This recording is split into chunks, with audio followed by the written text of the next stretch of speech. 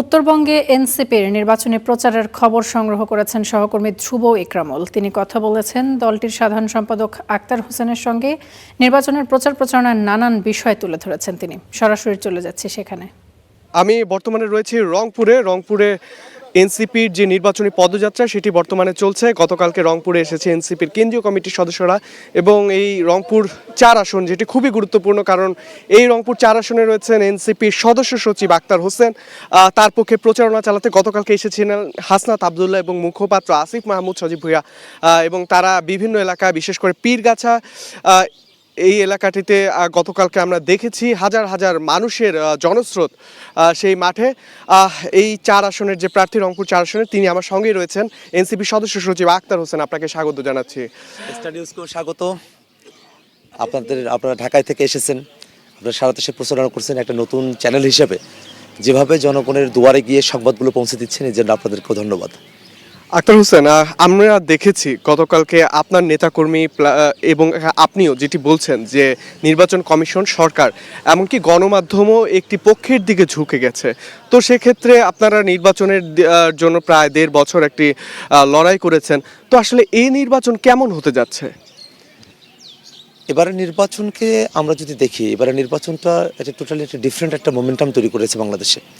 বিশেষত 2014, 18 এবং 24 এই সময়গুলোতে জনগণের অংশগ্রহণমূলক কোনো নির্বাচন হয় নাই। আপনি খেয়াল করে দেখবেন এবার কিন্তু ডিফারেন্ট সিনারিও আমরা দেখতে পাচ্ছি।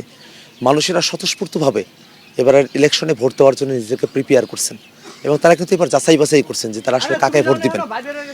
আগেকার সময়ে আমি এবারের যে ইলেকশনের প্যাটার্ন এবং জনগণের যে মনস্তত্ত্ব আমি বিশ্লেষণ করেছি, আমার কাছে ধরা পড়েছে যে আওয়ামী লীগকে ঠেকানোর জন্য যারা আগে বিএনপিকে ভোট দিতেন, এবারের পরিস্থিতি এরকম যে বিএনপিকে ঠেকানোর জন্য তারা 11 দলীয় জোটকে তারা ভোট দিবেন। সিনারিওটা চেঞ্জ হয়ে গেছে, কারণ বাংলাদেশের মানুষেরা এখন নতুন একটা রাজনীতি, গণতান্ত্রিক মূল্যবোধের জায়গা থেকে স্বচ্ছতা এবং জবাবদিহিতাকে নিশ্চিত করে যে রাজনীতি, একটা আধিপত্যবাদ মানসিকতার যে রাজনীতি, সেটার বাইরে এসে নতুন করে বাংলাদেশটাকে গড়ার একটা রাজনীতির দিকে মানুষের ঝুঁকে যাওয়ার একটা প্রবণতা আমি খেয়াল করছি। কিন্তু জনসমর্থন বা জনগণের ঝুঁকে যাওয়াটা একদিকে, কিন্তু মিডিয়া বা প্রশাসন বা নির্বাচন কমিশন তাদের ঝুঁকে যাওয়াটা একেবারে বিপরীত দিকে। আমরা খেয়াল করে দেখেছি যে এবারের ইলেকশনে নির্বাচন কমিশন এমন কিছু প্রার্থীদেরকে নমিনেশন বৈধ বলে ঘোষণা করেছে। বেসিক্যালি তাদেরকে নমিনেশন বৈধ বলে ঘোষণা করাটা বাংলাদেশের জন্য এটা অশনি সংকেত। আমরা খেয়াল করে দেখেছি জাতীয় পার্টিকে এবার ইলেকশনে পার্টিসিপেট করার সুযোগ দেওয়া হলো, অথচ জাতীয় পার্টি আসলে তাদের আইনগত ডিবেটও রয়েছে যে তারা আসলে কোন পক্ষটা এটা পেতে পারে না। এই যে ব্যাপারগুলো আছে, প্রশাসনের ক্ষেত্রে আমরা খেয়াল করে দেখেছি যে অনেকগুলো জায়গাতেই এখন খুনোখুনির ঘটনাও ঘটছে, মারামারি তো আছেই, সেখানেও তাদের এক ধরনের নির্লিপ্ততা আছে। আচ্ছা, কিন্তু যেটি আমরা দেখলাম যে এখানে আপনারা কোনো কঠোর কোনো আন্দোলনে যাননি।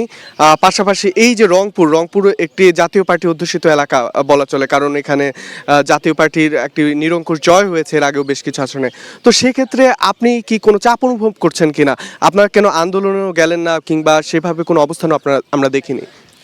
জাতীয় পার্টি আসলে তাদের জাতীয় আবেদন হারিয়ে ফেলেছে। জাতীয় পার্টি তাদের রংপুরে একটা সময় যে লোকাল বেস ছিল, তারা আসলে রংপুরের মানুষের জন্য কিছু করতে পারে নাই এবং সেই আবেগ অনুভূতিকে তারা শ্রদ্ধা দেখাতে পারে নাই। তারা রংপুরের মানুষের সঙ্গে নিরেট প্রতারণা করেছে। এটা একেবারেই যারা জাতীয় পার্টির সঙ্গে ওতপ্রোতভাবে কানেক্টেড ছিলেন, এরকম যারা নেতাকর্মীরা আছেন ওল্ড জেনারেশনের, বয়োবৃদ্ধ, তারাই কিছু মানুষ এখন জাতীয় পার্টির সঙ্গে আছেন, কিন্তু একেবারে ইয়াং জেনারেশন, নতুন প্রজন্ম, তারা কিন্তু জাতীয় পার্টির সঙ্গে আর নাই। জাতীয় পার্টি আসলে তাদের রাজনৈতিক আবেদনটা হারিয়ে ফেলার কারণে তারা আসলে বাংলাদেশে আর নতুন করে ঘুরে দাঁড়াবে সে ধরনের পরিস্থিতি জাতীয় পার্টির জন্য আর অবশিষ্ট নেই। এই কারণে জাতীয় পার্টির ব্যাপারে যে সিদ্ধান্ত হওয়ার কথা ছিল সেটা আইনগতভাবে হওয়ার কথা ছিল। আমরা সরকারের কাছে বারংবার এই দাবিটা জানিয়েছি, কিন্তু তথাপিও আমরা খেয়াল করে দেখলাম যে আওয়ামী লীগের ব্যাপারে যে সিদ্ধান্ত, সেই সিদ্ধান্তটা জাতীয় পার্টির ব্যাপারেও হওয়ার কথা ছিল, সেটা হয় নাই। কিন্তু যেহেতু 5 তারিখে বাংলাদেশে যারা সংসদে ছিল তখন, অর্থাৎ আওয়ামী লীগ, জাতীয় পার্টি, সকলকে বাংলাদেশের জনগণ সংসদ থেকে বিতাড়িত করেছে। সামনের 12 তারিখের অপেক্ষা। এবারে 12 তারিখে জাতীয় পার্টি একেবারেই জনগণের সামনে যাওয়ার পরে জনগণের থেকে ডিরেক্ট রিজেকশন নিয়ে তারা বাংলাদেশের রাজনীতি থেকে তারা বিলীন হয়ে যাবে। অসংখ্য ধন্যবাদ আপনাকে।